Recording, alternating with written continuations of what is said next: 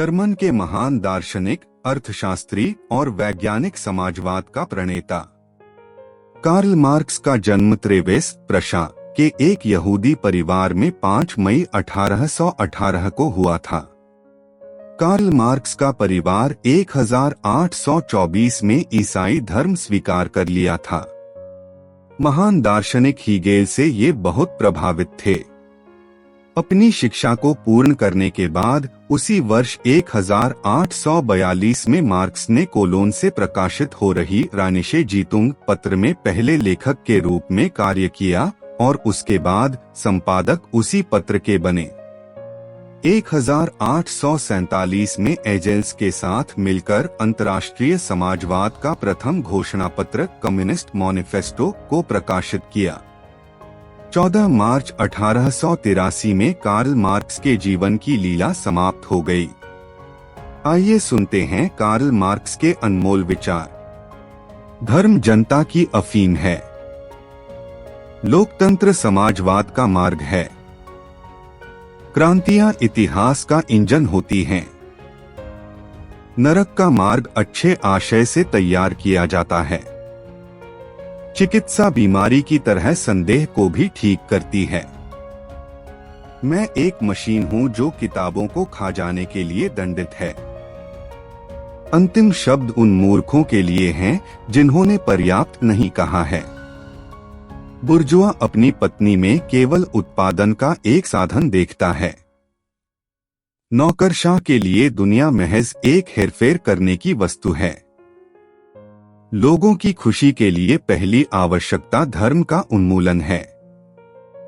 पिछले सभी समाजों का इतिहास वर्ग संघर्षों का इतिहास रहा है। उपयोग की वस्तु हुए बिना किसी चीज की कीमत नहीं हो सकती। पुरुषों के विचार उनकी भौतिक अवस्था के सबसे प्रत्यक्ष उत्सर्जन हैं। कारण हमेशा से अस्तित्व में रहे हैं, लेकिन हमेशा उचित रूप में नहीं। कंजूस मात्र एक पागल पूंजीपति है। पूंजीपति एक तर्कसंगत कंजूस है। बहुत सी उपयोगी चीजों के उत्पादन से बहुत से लोग बेकार हो जाते हैं। प्रत्येक युग के शासक विचार हमेशा उसके शासक वर्ग के विचार रहे हैं। सामाजिक प्रगति को महिलाओं की सामाजिक स्थिति से मापा जा सकता है। धर्म मानव मस्तिष्क जो न समझ सके उससे निपटने के लिए नपुंसकता है। इतिहास खुद को दोहराता है, पहले त्रासदी के रूप में, दूसरा प्रहसन के रूप में।